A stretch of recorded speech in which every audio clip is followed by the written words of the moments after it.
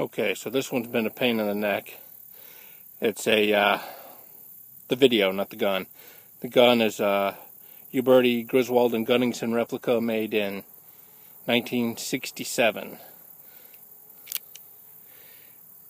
And we're going to try one more time to get a video of shooting it.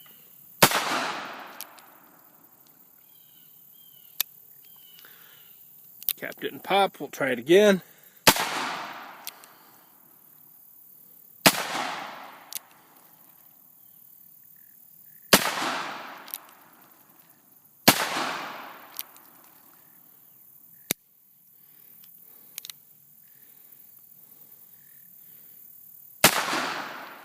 Popped on the second go.